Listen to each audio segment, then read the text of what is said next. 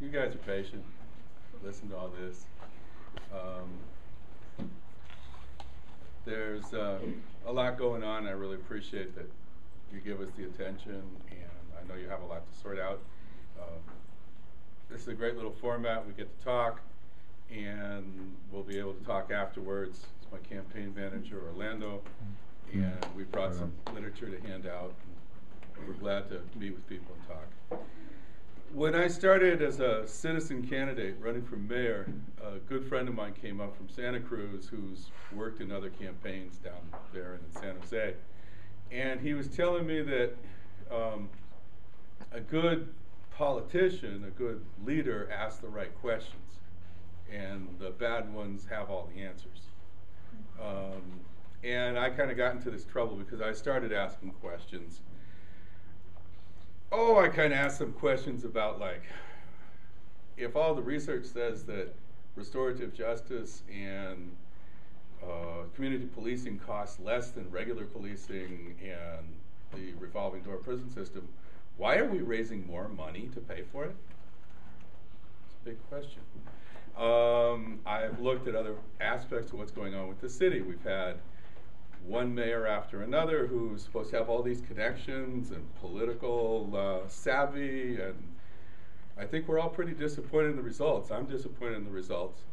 And I ask it myself, I ask you, I wish it got asked to us, do all those political connections and those endorsements, that money, does that help you be a good leader for the city?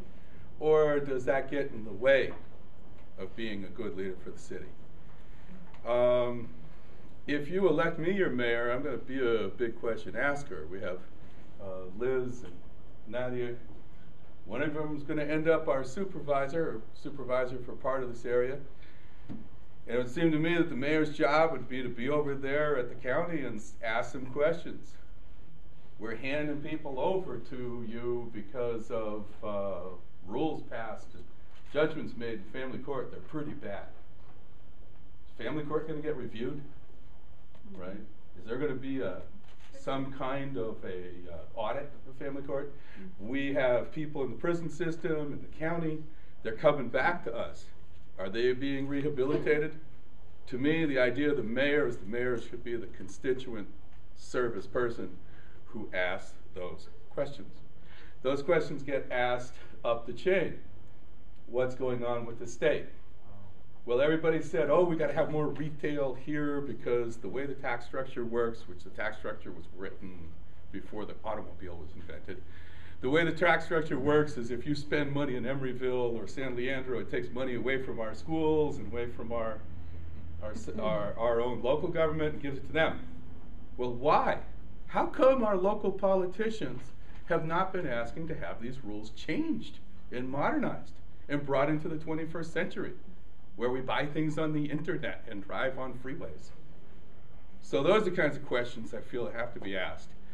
And I think there's like a fusion. There's a fusion between dealing with the system the way it is, having your basic goals, having the things that you want to do for the city, and also advocating for the system that maybe we should have.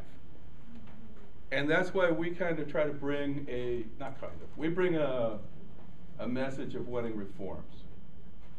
I really don't buy it that there's Darth Vader and all kinds of bad people with horns on them working for City Hall. I just don't buy it. There have been all kinds of good people, there's been people I wouldn't vote for, but the process seems to be producing the same results. Like I say, ask the questions. How come it takes 10 years to plan a transit village or a bicycle path? It can't be that everybody there is wrong.